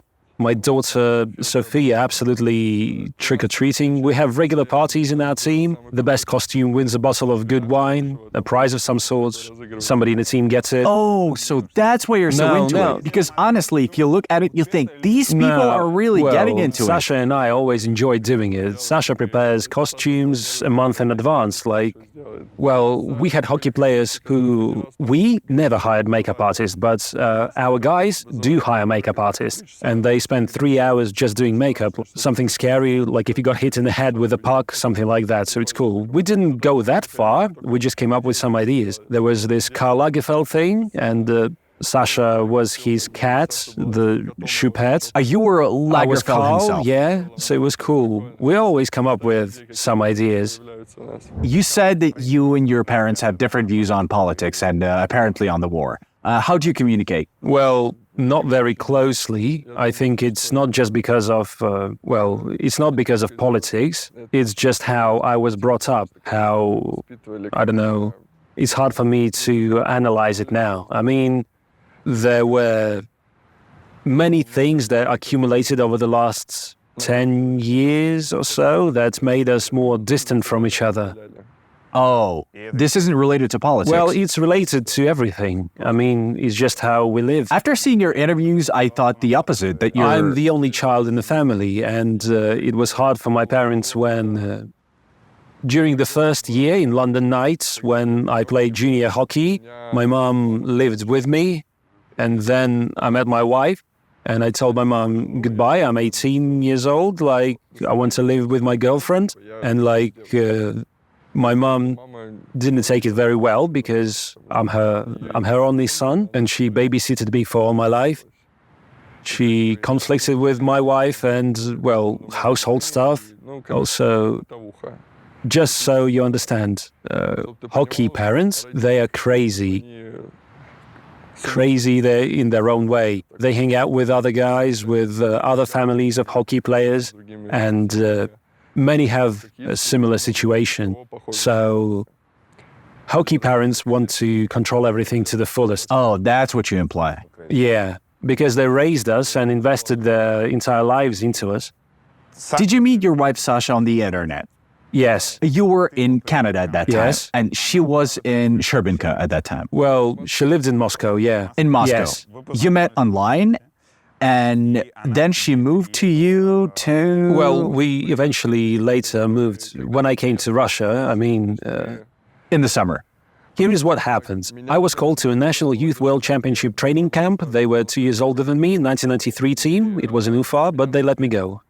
And I had 10 days in Moscow, and we met 3 times, and I fell in love. Then I went to Canada for 5 months, and we Skyped every day, not missing a single day. And when I came back in the summer, our romance intensified. I met her parents, asked them if we could spend a vacation together. We went to the Maldives. It was probably the cheapest hotel in Maldives, all-inclusive, something like that. It cost 60,000 rubles for 10 days. So, you know, for me, it's very cheap now, but back then it was not, because I wasn't making much money. And then I got drafted by Buffalo, and I made the decision. I mean, Sasha had her job. She lives in Moscow, and she always told me why we do it. If, I want a family, I want serious relationships. So I immediately let her know that, I believe I love you, and we're a good match. And I want to build something serious. I told her, come and move in with me straight away. You were 18 back 18 then. years old, yeah. And she was? Well, she's a bit older. And you're still together? We are. 2 kids. Does she share the same actually, she's even views? more into it than me. I mean, I'm focused on hockey, but she watches everything, reads everything there is. But sometimes we disagree slightly and we discuss it, so there you go, yeah. You're still not close to your parents? Not yet? No, but there's always, it's complicated, a very difficult situation, actually, for me especially. For example, I told her parents that I'll have an interview with you, and I didn't like their reaction to it at all. What did they say? Well, they wrote to me. The whole world is scared of our President Putin. Everyone is pissing their pants. So that's their opinion. Don't you dare say anything about him. Are you sad about this? Absolutely. It's abnormal. I've been absent for the last 10 years. Guys travel. We have father's trips program in our team. The team pays for their trip and brings one of our parents here. There used to be mother's trips, and all our fathers come together and go to an away game with the team. There we spend time together. It's really cool that NHL does it. How long does it last? About 2 or 3 days, but in some cities... One trip? Yeah. 1 or 2 games, and it literally brings us closer. I had 2 of those, and I was alone. You didn't want to... We weren't in touch back then. We have ups and downs. Sometimes we don't talk for about 6 months, then we reconcile, then another year without talking, then we reconcile But again. do you help them still? No. No? They are doing fine on their own. They're all right. What do they do for a living? Dad has been working for the same company for 20 years. My mom has never worked. What's his profession? He's a sales manager, in a company that makes plastic packaging for all of the major food distributors. Oh, so they simply don't need help? No. I mean, they do, but not that kind of help. I'm really sorry. I can't imagine how hard it must be. Yeah. I hope someday things will change. I think the adults can't change. You just have to accept it. You don't have an American passport yet. No. So how many years until you can apply for one, basically? A couple of years. Are you planning to do that? Yes. You have a green card for now? Yes. Many people will watch and see how you've assimilated, and they'll think that you're already a U.S. citizen. No. The most important question for someone living here, do you support free carrying of firearms? I do, yeah. Do you have a firearm? I had one. What was it? I did when I played in the US. Then since we were moving to Canada, I had to destroy it at the border. Oh. Okay, first, what did you have? A sidearm, a Glock. Why did you buy it? I don't know, for self-defense, if necessary. I mean, we lived in a house. We were in Fort Lauderdale. Well, because I mean, everyone has one. It's hard to answer. It's more of a Like cultural installing thing an there. alarm system in the house. Yeah. Did you take courses? Yeah, I went to the shooting range and practiced. They taught me how to shoot, yeah. Is there something you need to do before buying one? Because, say, when you're it traveling depends on from the state. Seattle to Portland, It depends on the state. I Oh. mean, in blue states, it's much harder. In red states, it's easier. For example, in Florida, you had to obtain a paper that would allow you to carry a firearm. That was until January 2023. Right now, you don't need it. You can just buy a gun and carry it. You don't even need a license in Florida now. Any firearm owner may carry it. or maybe at least some mental exam, just to make sure. Oh, yeah, they're checking everything before you buy it. You go through a certain process. I mean, I went through in about 10 days. They checked me against all databases. If something comes up, they'll appoint additional checks. Oh, If like you're mental, clean, then everything's mental fine. health, drug tests. Yeah, drugs, criminal records, all that stuff. They take it very seriously. You pay for the gun, but then you wait 10 days. How did you dispose of it? You were driving. We kind of messed up, really, because I had it when I was traded from Chicago to Calgary, Canada. I hired a company to pack my things. They packed the gun in a box, and I completely forgot about it. When it was already on its way, I called the agent and said, Dan, I have a gun out there. Something needs to be done so they know at the border. We need to warn them. And we did. They found the gun and they just picked it and destroyed it there at the border. So we made a deal with Canadian Customs. The general manager of Calgary had an impression like, a Russian is coming to me with a gun. Crazy, right? Right after the trade. Have you ever tried Googling Americans? No. Let's do it now. I did it for the first time a few months ago, and I was very impressed. Not gonna hide, I got worried for all of you guys living here. For example, when people just... So what? Well, they're gun enthusiasts, like collectors. What's wrong with that? I don't understand that. Like, why are you worried? Damn, there's so much weaponry among people. People enjoy it. They go to shooting ranges, shoot all the time, they hunt. I mean, this is Texas. It's Wild West. No, I mean, if those people are, like, sensible, I'm okay with that. Yeah. It's just that when there's so much weaponry around, it significantly increases the chance that someday a bad person will meet you with it, and... A bad person can meet you with a knife or something else. But it's slightly easier to defend against that. Easier to defend, but if such a person approaches you with a firearm, do you think it's hard to get a firearm illegally? There are black markets, etc. When someone approaches you with a legal firearm, well, you got one legally, you can defend yourself. So you believe in the idea that anyone you want to I see harm, the anyone who statistics. might do something to you, might also have a weapon. So this stops people from attacking, like a deterrent system. Absolutely. Look at the states where the majority of firearms are permitted, like Texas and Florida. They have the smallest amount of gun violence cases. If you look at these instances of gun violence they talk about, keep in mind that suicides are included in the statistics as well. I mean, people who shot themselves, that's considered gun violence. Well, he didn't shoot anyone, only himself, and that's included in the statistics. It's all about politics, you know? Anything goes. I mean, I think there is nothing wrong with having a safe at home and keeping weapons there. If something happens unexpectedly, you know that you have it and you can defend yourself. And also, people think twice before doing something. Like in Texas, during the protests, the governor or a sheriff of some city said, "Let them come. If they want to let them come into people's homes." I know that 99% of people living in my city have firearms, and they will shoot. Burglars will have to think twice. This is better than, take English Premier League players like Sterling. How many times their wives were abducted with the use of knives in London? Well, not abducted per se, but They it does break happen. in and rob. Yeah. I mean, that wouldn't happen here. In America, nobody will burst into your house. If you have a wife, when you're away, she can defend herself.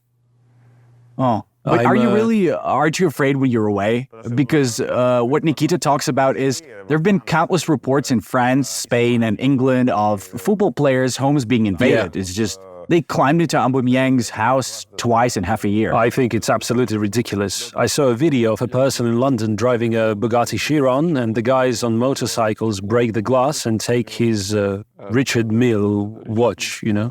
That won't happen in America because the person has a gun close by, and that's it. You can shoot legally. Is it legal to shoot when someone enters your territory, specifically your plot of land? In some states it's the plot, in other states it's your house, so there are different laws in some states, In some states you need to make a warning shot.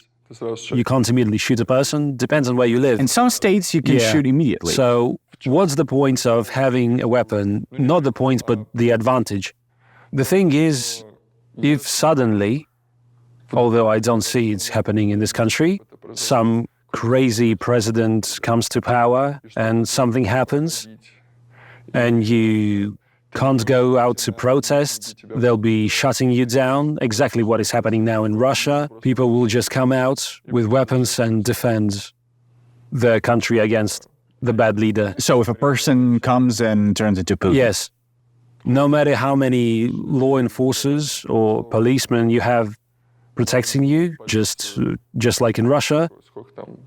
What's the statistic? Every third one? Huge, yeah. So it wouldn't work here. But let's take young hockey players who are now roughly the same age as you were before you left, like 16 or 19 years old. What piece of advice would you give them? In life? No, I mean or in hockey, the career. Just hockey, yeah? Well, everyone has a different path. There are guys, as we said, who went through KHL and came here as mature players, adults, successful players. There are players who are like me as well, who can go through Canadian or American youth hockey and make it to the NHL. So it's hard to advise someone about that. It really depends. Because it's... it gets worse and worse every day, but you may try to play in KHL, find opportunities to develop in Russia before becoming a hockey player. It depends on the team that you get in. Like Matvei Michkov, the 7th draft pick. Everyone says he's like Ovechkin number 2, but Roman Rotenberg is not letting him play for the second game already because the kid said he wants to play in NHL.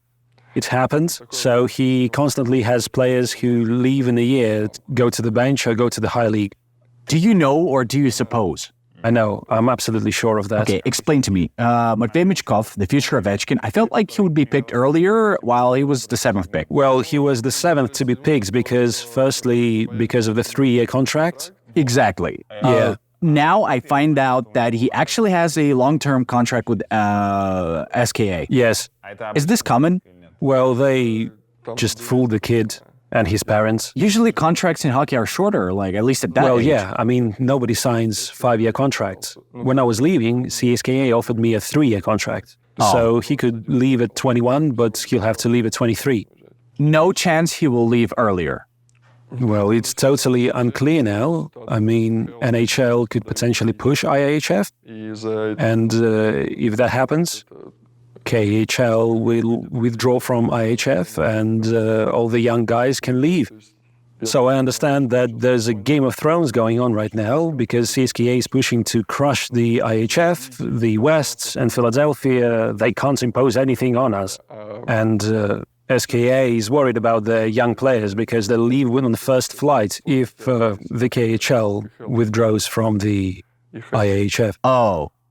So they're like fighting each other. You can go to sports.ru and watch interviews to see how different they are. I thought they were exactly the same. No, Rotenberg says we need to negotiate with IHF, while Fedorov and Yesmantovich say we'll never negotiate. It's a real Game of Thrones. Well, that's dramatic. Do you realize that after this interview, you probably won't be able to come to Russia anytime soon? I do. How do you feel about that? I believe that the things I say might teach or show something to our young generation, open their eyes or something. I hope for that. I hope that other guys, young hockey players, will watch this interview and won't be afraid to express their opinions. I think that's the only the only road to democracy in our country, so that people aren't afraid to speak out. I understand that it's very difficult to do in Russia if you are there, because everything is under control and everything gets suppressed and there may be bad consequences. But for instance, the guys who have the opportunity to leave overseas, who still love their country despite everything. I get it when people say that he's been sitting there for 10 years, he doesn't know shit, he hasn't been to Russia in ages. I'll reply, well, I do see everything, I do know everything, and like, I have a lot of friends there, I have relatives there, I talk to everyone, I do my research, as you say. So if I don't speak up, then who will? If not the people who have the opportunity to leave and who still, despite everything, love their country and are patriots of their country, but hate their government and see where the government is taking the country. I believe that it's very important for these people to speak up, because generations change. All those old fools who are constantly stealing money will someday leave and someone else will come to power. I hope it will be a decent person and we will establish a democracy and develop the country. Do you accept that you won't ever return to Russia? Yes, I accept that, but I think it's unlikely. I think I'll definitely return someday. I want to come back. I don't know what we discussed on the boat. I don't know who I want to be after hockey. Maybe I'll want to be one of those who wish to change something about their country at a higher level. You mean politics? Yes. Wow. I'm interested in politics. Why not? I'll do my homework. I'm only 28. There's a lot of things to learn. I still have a lot to learn in life. Life is beautiful in that sense, you know? Were you never bugged by the number of athletes in Russian politics and how ineffective and meaningless they are in terms Well, of... in present-day Russia, yes. I think that if we build the right system, like in democratic countries, athletes can prove to be good politicians because of their experience. But in the corrupt Russian politics of today, it's clear that they are useless. They are on a payroll of this same system. Final question. Wherein is strength? There's no answer to that question because it's different for everyone. For instance, in a family, it's love. For me, if you're asking Nikita Zadorov, the NHL player, strength lies in victory. As for an athlete, a hockey player. And as a person? As a person, I think strength lies in the opportunities that the world gives you. A very American answer. Yes, indeed.